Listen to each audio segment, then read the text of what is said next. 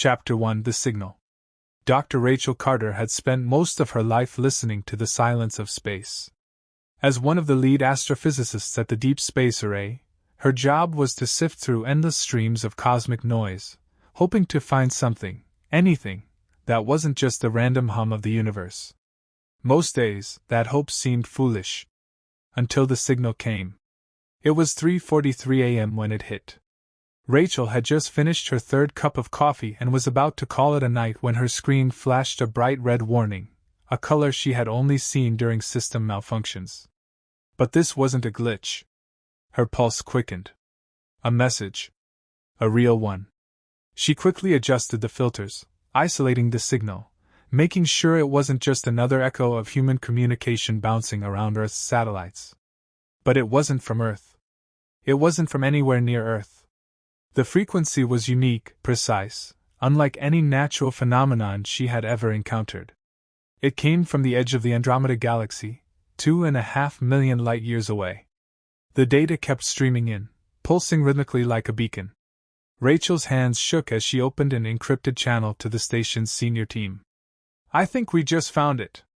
A real signal." Within minutes, the control room buzzed with activity. Scientists, engineers, and data analysts pored over the transmission, trying to decipher the message. The signal wasn't just a random burst of energy. It carried structured data, a pattern far too complex to be natural. A language, maybe? A code. "Rachel," said Dr. Ethan Reyes, her colleague and friend, his voice barely a whisper. This could be it." She nodded, still staring at the incomprehensible lines of data flooding her screen. "Yeah. I think it is." The team worked through the night, trying to decode the transmission. It didn't resemble any known language, Earth-based or otherwise. But there was something oddly familiar about it, like a puzzle just out of reach. "Could it be a distress signal?" Ethan asked, running simulations and algorithms to break the sequence. Rachel frowned. "Maybe. Or a warning." If you enjoy the adventures and stories we share, consider subscribing to our channel. By joining our community, you'll stay updated on all our latest content and become part of a vibrant group of fellow fans. Your support not only motivates us to create even more exciting and engaging material but also helps us improve and expand our offerings. So don't miss out. Hit that subscribe button and embark on this journey with us. We can't wait to share more amazing stories with you. The idea sent a chill down her spine. What if something was out there? Something ancient, something powerful, reaching out after millions of years in the dark? Suddenly, her screen pinged again. The signal changed. The regular, rhythmic pulses shifted into something new. It wasn't random, though. It was deliberate. Almost interactive. "It's responding," Rachel said, her voice tight with disbelief. "It knows we're listening." The room went silent. All eyes locked on the growing stream of data. If this was an alien species, it wasn't just sending out a general broadcast, it was trying to communicate, to connect. Ethan leaned over her screen. "We need to tell NASA. The UN. Everyone." "Not yet," Rachel said, her mind racing. "We don't know what this is. We can't risk going public without knowing what we're dealing with." She continued to isolate and analyze the news section of the signal. As she did, something strange emerged. Embedded in the transmission, deep in the layers of code, was something she hadn't expected. Coordinates. "Look at this," Rachel said, pointing at the screen. "It's pointing us somewhere." Ethan squinted at the data. "That's not Andromeda. Those coordinates are closer." "Much closer," Rachel confirmed. She entered the numbers into their navigation software and gasped. The coordinates were for a location inside the Milky Way, only a few hundred light-years away, practically next door in cosmic terms. A dark, uncharted region of space where no human expedition had ever gone. The signal wasn't just a message. It was a map. "What's there?" Ethan asked, his voice filled with awe and fear. "I don't know," Rachel said. "But whatever it is, it's waiting for us." Chapter 2: The Expedition. 2 weeks later, the Icarus, a prototype exploration ship built for deep space travel, launched from Earth's orbit. On board was a hand-picked crew of scientists, engineers, and military personnel, all sworn to secrecy. Dr. Rachel Carter and Ethan Reyes led the team, armed with the best technology Earth had to offer and one mission: to find the source of the alien signal. As the ship passed through the outer edge of the solar system, tension ran high. The rest of the world had no idea what was happening. Officially, the Icarus was a deep space research mission, but in reality, they were heading into the unknown, following coordinates from an alien message that might be millions of years old. Approaching the signal coordinates, the ship's AI announced after days of travel. Rachel's heart raced as she peered out the viewport at the endless darkness ahead. The coordinates led to a vast, empty void, no planets, no stars. Just nothing. "This can't be right," Ethan said, frowning at the readings. "There's nothing here." But Rachel wasn't so sure. She had spent her life studying space, and if there was one thing she had learned, it was that space was rarely what it seemed. "Wait," she said, leaning closer to the screen. "There's something there." The sensors picked up an anomaly, a faint distortion in space itself. The kind of distortion that shouldn't exist naturally. "Cloaking technology?" Ethan guessed, his voice tinged with both fear and excitement. "Only one way to find out," Rachel replied. "Prepare to engage." With a flick of a switch, the Icarus's sensors sent a focused pulse toward the anomaly. For a moment, nothing happened. And then, the void rippled, revealing something massive and terrifying. A structure, no, a ship. An enormous alien vessel, hidden behind a field of energy.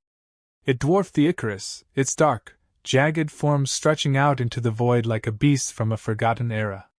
"Dear God," Ethan whispered. "That thing's ancient." The ship was clearly abandoned, or at least it seemed that way. No lights, no energy readings, nothing. Just the cold, dead remnants of something far older than humanity. "We're not turning back," Rachel said, her voice steely. "This is what we came for." As the Icarus approached, the alien ship loomed larger, casting a shadow over their vessel. The docking bay was wide open, as if inviting them in. Rachel felt a chill crawl down her spine. Something was wrong. This ship hadn't been abandoned, it was waiting. "We have to be careful," she warned the crew. "We don't know what's in there." The team suited up, preparing for their first expedition inside the alien craft. As the docking clamps engaged, a low hum reverberated through the ship, growing louder with every passing second. "It's waking up," Ethan said, eyes wide with alarm. Suddenly, the ship's systems flickered, and the alien signal returned, stronger and more insistent than before. It wasn't just a transmission anymore. It was a call. The doors slid open, revealing the dark interior of the ancient ship. Rachel's heart pounded as she led the team inside. The air was thick with tension, and the alien architecture towered over them, foreign and unsettling. As they ventured deeper, the signal grew louder, pulsing in sync with their steps. And then, without warning, the walls lit up with symbols, glowing a dim, eerie blue. "They're watching us," Ethan muttered, scanning the symbols. Rachel approached a massive central console, where the signal seemed to be originating. Her fingers hovered over it, unsure whether to touch it or run. Suddenly, the floor beneath them shook. The alien ship roared to life, and the console flashed with warnings in the same unreadable script. "We need to get out of here!" Ethan shouted. But before they could move, a deep, inhuman voice echoed through the ship. It wasn't a message this time. It was a command. "You are too late. The awakening has begun." The floor split open beneath them, revealing a massive, glowing chamber. And in the center of that chamber was something no one could have imagined, a sleeping figure, humanoid but enormous, suspended in a field of energy. As they watched, the figure stirred. Chapter 3: The Awakening. The Icarus crew froze, staring into the massive chamber below. The sleeping figure in the energy field was unlike anything Rachel had ever seen, humanoid, but clearly not human. Its body was encased in an ornate, alien suit that shimmered with an energy older than time itself. It floated motionless, but the moment it stirred, an overwhelming sense of dread filled the air. Rachel's heart raced as the deep, inhuman voice echoed through the ship again. The awakening has begun. Is that thing alive? Ethan asked, his voice trembling. Before anyone could answer, the alien ship shuddered again, and the floor beneath them began to retract, slowly lowering the team into the chamber. The ancient alien symbols on the walls flashed brighter, as if responding to their presence. Rachel's mind was spinning. Whatever this ship was, it wasn't a relic, it was a trap, and they had triggered it. Prepare for immediate extraction, Rachel barked into her comms. We need to get back to the Icarus, now. The crew scrambled, but it was too late. As soon as they reached for their weapons, the chamber sealed around them, cutting off any chance of escape. The energy field surrounding the alien figure flared to life, bathing the room in an intense, blue glow. Rachel, the readings are off the charts, Ethan yelled, frantically scanning the console. The power coming from that thing, it's unlike anything we've ever encountered. It's like the ship itself is feeding it. Rachel barely heard him. Her eyes were locked on the floating figure. It was waking up. The energy field pulsed again, and with a sudden, terrifying jolt, the figure's eyes snapped open. They glowed with a cold, alien intelligence, and the entire ship seemed to groan in response, as if it had been dormant for centuries, waiting for this moment. The figure slowly turned its head toward them, and Rachel's breath caught in her throat. She had expected fear, maybe even terror, but what she saw in its eyes was worse: recognition. It knows us. Rachel. Ethan's voice was barely audible now, filled with disbelief. I don't think we stumbled upon this ship by accident. I think it was expecting us. Suddenly, the alien figure spoke. Its voice echoed in their minds, bypassing the need for language entirely. You have come as foretold. The cycle begins again. Rachel shuddered. What cycle? Who are you? The alien didn't answer immediately. Instead, it floated down from the energy field, standing tall, towering over the crew. Its presence was overwhelming, ancient and powerful beyond anything they could comprehend. We should run, one of the crew members whispered, panic creeping into their voice. We need to get out of here.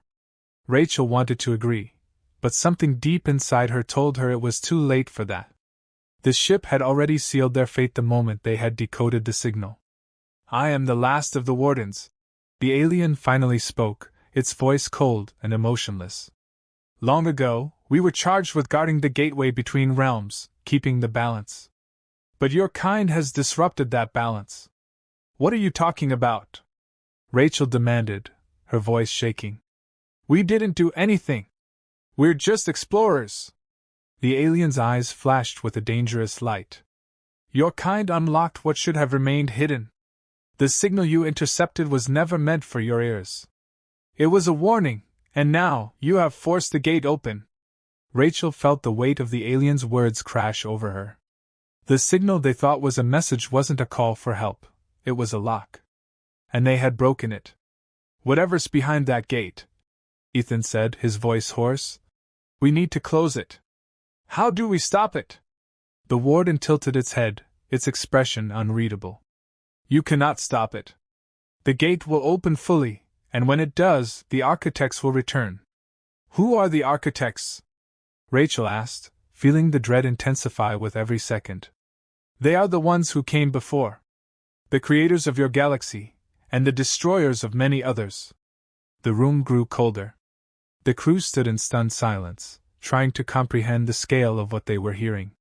The architects, the beings who had built the universe, and who had wiped out countless civilizations, were on the verge of returning. Why us? Rachel whispered. Why now? The warden's gaze bore into hers. You were the first to hear the signal. The first to reach the gate. The responsibility is now yours. You must decide, stand and fight, or flee and let your world face the consequences. The room seemed to darken as the warden raised one hand. A holographic map of the galaxy appeared, with a red, pulsating dot marking a location far from Earth. The gate. You have one chance, the warden said, its voice a low rumble. Shut the gate before it opens fully, or everything you know will be consumed.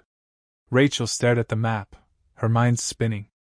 The fate of humanity, and possibly the entire galaxy, was in their hands. But the gate was hundreds of light years away, in a part of space no human had ever ventured. How do we close it? Ethan asked, stepping forward, his voice laced with urgency. The warden's eyes dimmed slightly. That knowledge was lost to time.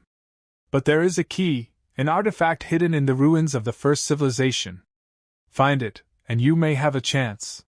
A low rumble shook the ship again, and the glowing chamber flickered ominously. The warden turned its head toward the ceiling, as if sensing something far away. The architects are stirring. The signal will spread. Others will hear it soon. If you do not act quickly, the gate will open, and it will be too late. Rachel felt a wave of nausea hit her. This was too much. They weren't soldiers. They weren't prepared for this kind of mission. But the weight of the decision pressed down on her like a physical force. Why should we trust you? She asked, her voice trembling. How do we know you're not leading us into a trap? The warden's eyes glowed brighter, and for the first time, there was a hint of emotion in its voice, something close to sorrow. Because I am the last of my kind. And if you fail, I will fall with you. Rachel exchanged a look with Ethan, who nodded grimly. They had no choice. Whatever was happening, they were at the center of it. They couldn't run from it anymore. We'll do it, Rachel said finally. We'll find the key, and we'll close the gate. The warden nodded solemnly, but before it could speak again, the ship shook violently. The walls of the chamber flickered, and an ear-piercing alarm blared through the alien vessel. The gate, the warden said, its voice filled with urgency. It's already opening. Before Rachel could react, the ceiling above them began to split apart, revealing a swirling vortex of darkness. Tendrils of energy stretched out from the rift, reaching toward them like hungry fingers. They're coming, Ethan gasped. Rachel stared up at the vortex, her heart pounding in her chest. The architects, ancient beings of unimaginable power, were waking up, and they were already breaching the gate. We have to get out of here, she shouted. Now! As the vortex expanded, the warden raised its arms, summoning a barrier of light between them and the dark tendrils. Go! It commanded. Find the key! Close the gate! You are humanity's last hope! Rachel and her crew turned and ran, the warden's final words echoing in their minds as the alien ship shuddered around them.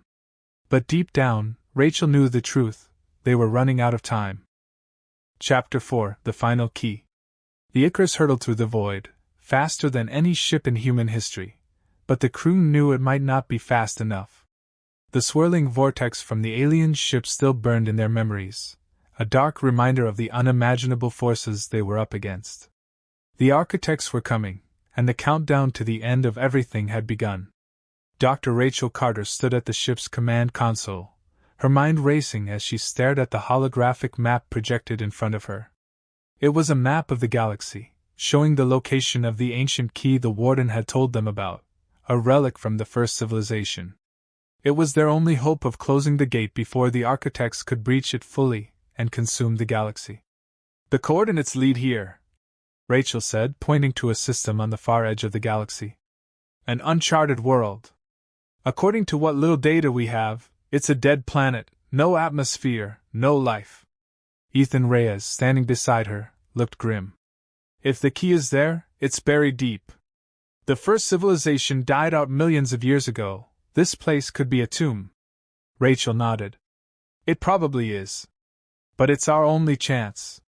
One hell of a tomb raid, Ethan muttered, shaking his head. The rest of the crew worked silently around them, focused on the tasks at hand. The warden's warning still echoed in their minds, a constant reminder that they were on borrowed time. If they failed, the galaxy would fall into darkness, devoured by the returning architects. The ship's AI interrupted the tense silence. Approaching destination. Brace for orbital entry. The Icarus entered the planet's atmosphere, or rather, what remained of it. The world below was a barren, desolate wasteland, covered in the ruins of a once great civilization. Enormous stone structures jutted out from the surface like the bones of long-dead giants, remnants of a culture that had been lost to time. The skies were a dull, grayish hue, with flashes of strange, alien lightning arcing across the horizon. "Bring us down near the largest structure," Rachel instructed the AI. "That has to be where the key is buried." The ship descended smoothly, landing amidst the ruins of what appeared to be an ancient temple, its massive stone pillars crumbling and weathered by eons of neglect. The crew gathered their gear, environmental suits, scanners, and weapons, and disembarked from the Icarus, stepping onto the dead planet's surface. The air was thin and bitterly cold, and the eerie silence was broken only by the distant rumble of thunder. "This place feels wrong," Ethan said, scanning the area. "Like it's waiting for something." Rachel nodded in agreement. The planet seemed to hum with an ancient, dormant energy, as if the very ground held the memories of what had happened here long ago. They approached the entrance to the temple, which loomed over them like a mountain. The doors had long since crumbled away, leaving a dark, gaping maw that beckoned them inside. "Keep your guard up," Rachel warned. "We don't know what's in there." The team activated their helmet lights and entered the temple. Inside, the air was heavy and thick, the walls lined with alien symbols that glowed faintly as they passed. The deeper they went, the more the temperature seemed to drop, until it felt as though they were walking into the heart of something cold and ancient. After what felt like hours of navigating the maze-like interior of the temple, they finally reached a massive chamber at its center. In the middle of the room was an enormous pedestal, and atop it rested a single object, a key unlike anything Rachel had ever seen. The key was made of a strange, dark metal that seemed to shimmer in the dim light.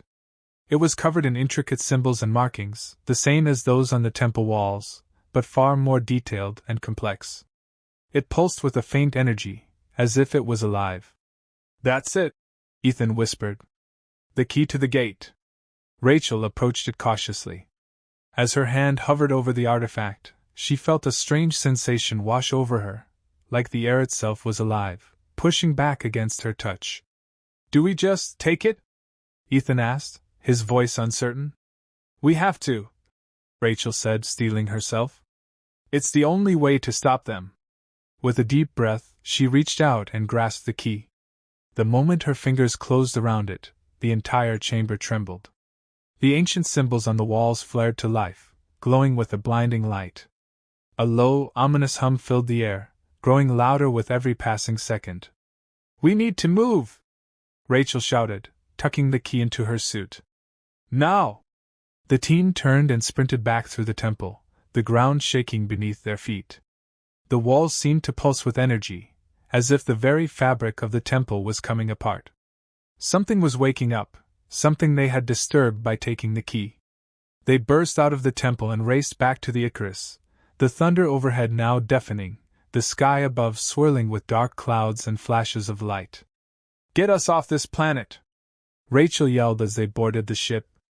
The Icarus roared to life, lifting off the surface just as the ground beneath the temple split open, revealing a massive chasm of glowing energy. The planet itself was collapsing. "We've got the key," Rachel said, breathless, as she slumped into her seat. "Now we just need to figure out how to use it." Ethan nodded, but his face was grim. "There's a problem, though. The gate, it's already opening." Rachel's blood ran cold as she looked at the ship's main screen. It displayed a live feed of the gate, a massive rift in space, pulsating with dark energy. Tendrils of light extended from it, spreading like a web across the stars. "We're running out of time," she muttered. "We need to get to the gate." Chapter 5: The Last Stand. The Icarus flew at breakneck speed toward the gate, racing against time as the rift continued to grow, its tendrils reaching out like the fingers of an ancient god. The architects were coming through, and if they fully breached the gate, the galaxy would be lost. As they approached the gate, the ship's sensors began to pick up massive energy signatures. Ships. Hundreds of them. "Those aren't human," Ethan said, staring at the screen in disbelief. The ships were alien, sleek and black, each one bristling with weapons that glowed with an eerie, cold light. They were already emerging from the gate, pouring into the galaxy like a swarm. "Those are the Architect's vanguard," Rachel said, her voice trembling. "They're already here. We can't fight that," one of the crew members said, panic creeping into their voice. "There's no way we can stop them." Rachel closed her eyes for a moment, forcing herself to think. The key was their only chance. If they could somehow use it to close the gate, they might be able to trap the Architects on the other side. But how? "We need to get closer," Rachel said finally. "We have to use the key on the gate." The Icarus weaved through the incoming ships, dodging beams of energy and volleys of plasma fire. The air inside the ship crackled with tension, every second bringing them closer to either salvation or annihilation. Rachel held the key tightly, feeling its cold energy pulse in her hand. There was no manual, no instructions, just the hope that it would work. "We're in range!" Ethan shouted over the roar of alarms. Rachel stood at the ship's core, where the energy of the key could be focused. The moment of truth had arrived. With trembling hands, she placed the key into the ship's central energy matrix, praying that it would do what the Warden had promised. The key flared to life, sending a surge of power through the Icarus. The ship's systems groaned under the strain, but the key began to resonate with the gate itself. "It's working!" Ethan yelled. "The gate is destabilizing!" But as the gate began to close, something went wrong. A dark figure appeared in the rift, a massive, otherworldly shape, far larger than any ship or being they had seen. The Architects were trying to force their way through. "They're fighting back!" Ethan shouted. Rachel's heart pounded in her chest. The key wasn't enough. The Architects were too powerful. If they fully emerged, the key alone wouldn't stop them. In that moment, she realized the truth. To close the gate completely, someone had to stay behind. "I have to go," Rachel said, her voice steady but full of fear. "What?" Ethan turned to her, eyes wide. "No, Rachel, you can't. I'm the only one who can activate the key from the other side. I have to go through the gate." Before anyone could stop her, Rachel grabbed the key and raced toward the ship's airlock, ignoring the protests of her crew. The gate loomed ahead, a swirling vortex of darkness and light, and beyond it, the unimaginable power of the Architects. With one last look at her crew, she stepped into the light. As she crossed the threshold, the gate began to close behind her, and Rachel found herself standing in a realm beyond time and space, face to face with the beings who had created, and now threatened to destroy, the galaxy. And then, everything went dark.